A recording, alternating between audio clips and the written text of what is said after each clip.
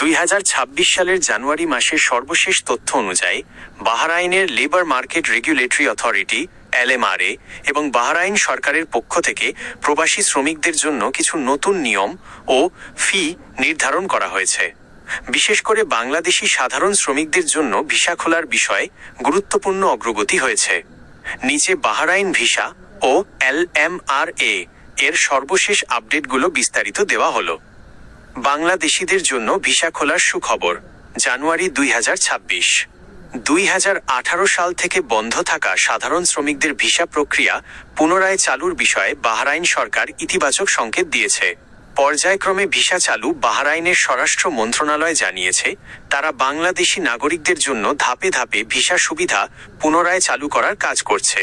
অগ্রাধিকার শুরুতে পেশাজীবী যেমন ডাক্তার, ইঞ্জিনিয়ার এবং দক্ষ শ্রমিকদের ভিসা দেওয়া হচ্ছে। এরপর সাধারণ শ্রমিকদের জন্য এটি পুরোপুরি উন্মুক্ত করার পরিকল্পনা রয়েছে।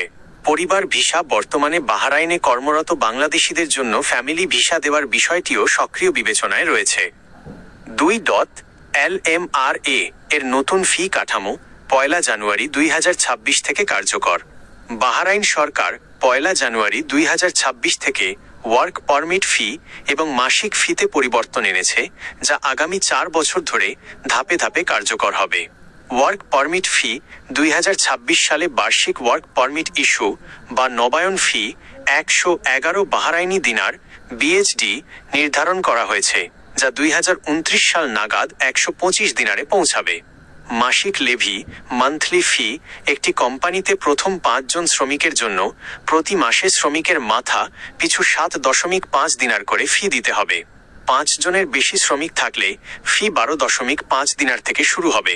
অ্যাডভার্টাইজমেন্ট ফি বিদেশ থেকে নতুন শ্রমিক নিয়োগের জন্য চাকুরিদাতার পক্ষ থেকে স্থানীয় পত্রিকায় বিজ্ঞাপন দেওয়ার ফি বাবদ 30 দিনার দিতে হবে।